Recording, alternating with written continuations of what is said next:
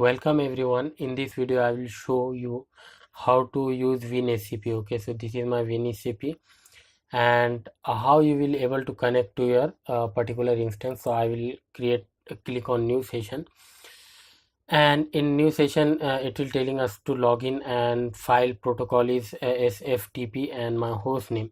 So for my host name I will go to my instances, and from that instances, because right now I am on the same LAN, so I will use private network. Okay, if you are not on the same LAN, so you have to use the public network. Okay, so this is my Ubuntu machine, and I will just copy the address and go to my WinSCP, and instead of in hostname I will paste that, and my username is Ubuntu, and my password, so I have the key, so I will use that. So in advance I have to go to the authentication. In authentication, private key file.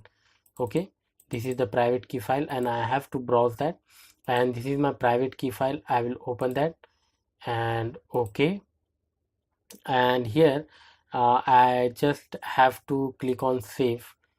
Okay, so if I double click on that, so it will connect to that host. Okay, okay, last time I have created that, so we are on the same, so I will go with 2. Okay, so this is my 2 and login. Okay, wait. Okay, if I type 2, okay, it's not able to do that. Okay, not an issue. So same step, host name is 10.128.0.2, and username is whatever your username. My username is Ubuntu, and go to advanced.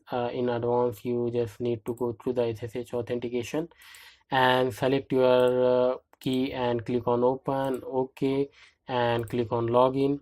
So because we are connecting first time, so it will asking so many things, so we just need to click on yes. Okay, so successfully we have that. We have login. If I delete that key, okay, yes, so simply I just need to drag and drop from my local system to my server. Okay, so right now my key is there. So this is how you will be able to use WinSCP. Okay, thanks for watching.